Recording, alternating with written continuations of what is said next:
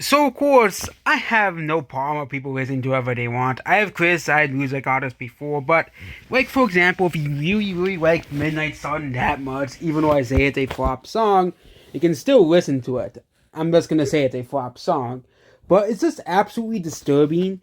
Weren't the allegations came out for David or Dave Forded as well? Okay, his streams start up. Usually, allegations ruin someone's career. Usually that's how it works. Happens to YouTubers. So many YouTubers had allegations thrown against them as well. And usually, most of the time, YouTubers lose a lot of their audience as well. For example, there was the whole, James Charles, drama that I think that's still the whole reason why they abbreviated subscriber counts. Even though you can still see how many subscribers they lose without abbreviated subscriber counts. But, same reason why they removed the dislike button, they removed it for Disney, and Joe Biden because, they didn't want to be embarrassed as well. But Romantic Homicide re-enters the top 10 songs on Spotify. Why, you may ask? Well, it's because they put allegations towards this guy. So all his fans, which are mostly TikTokers, by the way, which pretty funny that TikTok will make anything popular for some reason. But Romantic Homicide by David entered the top 10 U.S. charts, and I'm not gonna knock on anybody who just listens to songs or don't pay attention to, this type of stuff. Don't pay attention to allegations as well here. There are so many people who probably do not agree with everything the celebrity says and still listens to the music. For example, I don't agree with most of the singers I listen to, but music is not, you know, is not defined by an artist's political views. That's just, common sense, okay?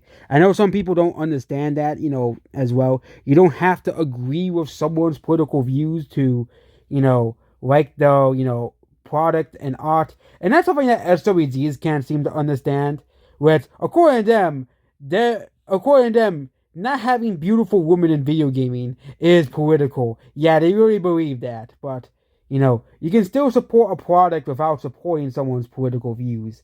Unless, of course, that person's violent, that person promotes terrorism, aka Hassan and his orbiters, or that person's a pedophile or a murderer. Of course, or that person's just Kanye West, which, there's many reasons not to support Kanye West outside of it, other than his political views as well. But, the fact that, instead of canceling him, which that's what cancel culture does as well, basically saying, what, we're not gonna give this guy a career anymore. We're gonna stop streaming his music, like how Society did with Diddy and Rizzo, was the two other artists that had huge allegations towards them, and the internet quickly said, what, we're not gonna listen to any of the music anymore. And guess what? Rizzo's new album literally just flopped, and then no one listened to it. And Romantic Homicide, and Diddy, well, no one listens to Diddy anymore. Which, again, most radios and most radio stations have even taken off his music off of radio stations because, of course, why would you want to listen to Diddy? Like, no one wants to listen to that guy. But for some reason, people are mass streaming his songs, and it's just, we talked about it in the other video as well. We don't really need to mention much of the same stuff again, but it's absolutely disturbing that allegations can ruin a female singer's life basically as well. But you can literally have a male singer do like horrible things, and they can basically get away with it. There's a reason people believe male privilege is a real thing, and this guy straight up gained people giving this guy hundreds of thousands of dollars for streams, as well. Because of course, if you give someone a stream, you give them like a cent or something like that.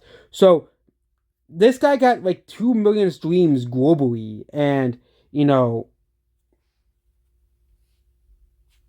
it's just kind of sad that we live in a world where, usually if someone's bad, they get canceled. They either someone's like a bad person. Usually, cancel culture usually works with like actual bad people, like abusers, pedophiles, murderers, actual criminals as well. Or people like Hassan as well. I have no idea why Twitch won't ban Hassan. Like, it makes no like considering all of the horrible things he has said and done.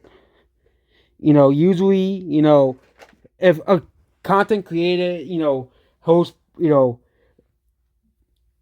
what was I gonna say? Usually, if a content creator promotes like violence and stuff, they just get banned. Like, there's a straight up rule on YouTube where you cannot promote violence as well. And of course, I'll never promote violence on this channel as violence is wrong as well. And of course, I'll never support, this horrible stuff, as well. Of course, these are just allegations, but the fact that instead of saying, what, we're gonna collectively band together and and just not listen to his music anymore. Like, I get we wanted to get rid of cancel culture, but I think we're kind of taking it way too far.